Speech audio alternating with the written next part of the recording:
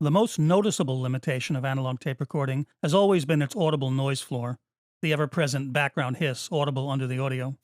Modern high-output tapes reduce this, but in the heyday of analog tape, it was always there, around 70 dB or so down. Compare that to the minus 96 dB floor of CDs and the imperceptible floor of modern 24-bit digital recordings. It was always important to record at as hot a level as possible on tape without oversaturating the tape or causing audible distortion, so the audio would sit comfortably above the background hiss and hopefully mask it most of the time. But music with a wide dynamic range that includes softer passages will reveal the underlying tape hiss, and while it can be easily ignored as a steady signal blending into the background ambience of the listening environment, engineers still wanted to push it as low as possible, ideally below that ambient noise floor, while still making clean, dynamic recordings. To that end, the industry turned to noise reduction systems to reduce the level of the background tape hiss. These are companders that work by applying compression and EQ at the recording stage, and then applying complementary expansion and EQ in playback to restore the normal dynamics and frequency response. The compression applied at the recording stage lifts low-level portions of the signal and volume above the static level of the noise floor. This reduces the dynamic range, but then the opposite amount of expansion in playback pushes those same parts of the signal back down to their original level.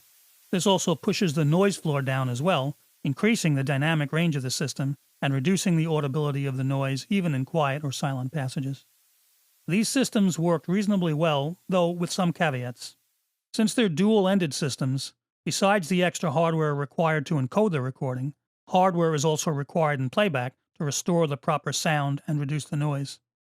To ensure that the playback expansion precisely undoes the compression applied in recording, calibration of the noise reduction system may be required.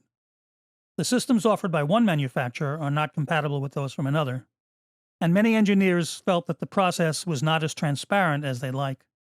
Still, these systems were in wide use for a long time. The two most common systems were from Dolby Labs and DBX. The Dolby A system utilized gentle compression that was configured to lift low-level signals in 4 separate bands with the greatest effect in the high-frequency range for an overall 10 dB reduction of background noise. While this was not a huge difference, it was enough to push the hiss down to a helpful degree and represented a trade-off between the amount of noise reduction and the possibility of audible artifacts. While the Dolby A system was designed for open-reel tape recorders, variations were utilized for the cassette format, which really needed the help to reduce its significantly higher noise floor. Dolby B became a cassette standard, the playback decoders included with every cassette player, and the later Dolby C offered improvements on that. For open-reel applications, Dolby SR offered improvements on Dolby A, though it was never used as widely as the classic Dolby A system. DBX's noise reduction system was more aggressive. It combined a full-range compander with fairly drastic high-frequency pre-emphasis and de-emphasis EQ. The result was as much as 20 to 30 dB of noise reduction, effectively reducing the noise to inaudibility, but some engineers felt the system was prone to modulation noise and less transparent than Dolby A. There were two versions. DBX Type 1 was for higher-end systems like open-reel recorders, while DBX 2 was geared for noisier systems like cassettes. They achieved the same amount of noise reduction, but were not compatible with each other. The advantages of the DBX system were its greater noise reduction, and since it utilized a full-range compander, no need for calibration. Its biggest disadvantage, compared to Dolby, was that without the playback electronics, the undercoded audio was unlistenable, shrill and massively compressed.